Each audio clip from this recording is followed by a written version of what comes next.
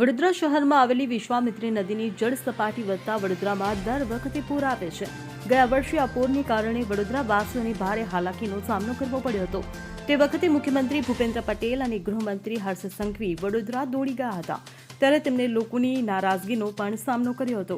ત્યારે વડોદરામાં ફરી આવી પરિસ્થિતિ ન સર્જાય તેના માટે સરકારે વિશ્વામિત્રી પ્રોજેક્ટ માટે ₹1200 કરોડની જાહેરાત કરી હતી અને ફરી ચોમાસું આવતા સુધીમાં આ પ્રોજેક્ટ પૂર્ણ કરવા માટે જણાવ્યું હતું।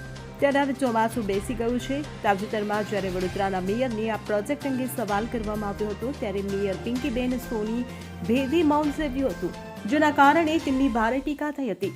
ત્યારે હવે વડોદરાના સત્તાધીશોની વધુ એક લાપરવાહી સામે આવી છે। વડોદરાના સ્થાનિકોના જણાવ્યા મુજબ વડોદરા કોર્પોરેશનવાળાને હજુ ચોમાસું નથી આપ્યું। કાલા ઘોડાના આ પોઈન્ટ ઉપર બ્લેકબોર્ડમાં હજુ પણ વિશ્વામિત્રી, આજવા અને પ્રતાપ સરોવરના પાણીના લેવલની માહિતી નથી લખાઈ। અત્યારે વિશ્વામિત્રી લગભગ 12 થી 14 ફૂટ હશે, પરંતુ શહેરીજનો તેનાથી અજાણ છે। કોર્પોરેશનવાળા પાસે સમય જ નથી કે તેઓ અહીં માહિતી લખી શકે। જે નદીની જળ સપાટી વધવાથી વડોદરા પર એવડી મોટી મુસીબત આવે છે, તેની કામગીરીમાં કોર્પોરેશનવાળાને કોઈ રસ નથી અથવા જાણી જોઈને કરવા નથી માંગતા। જ્યારે રેલો આવે ત્યારે સત્તાધીશો કામગીરી કરવા નીકળી જાય છે, જે પછીથી કોઈ અર્થ વગરનું સાબિત થાય છે।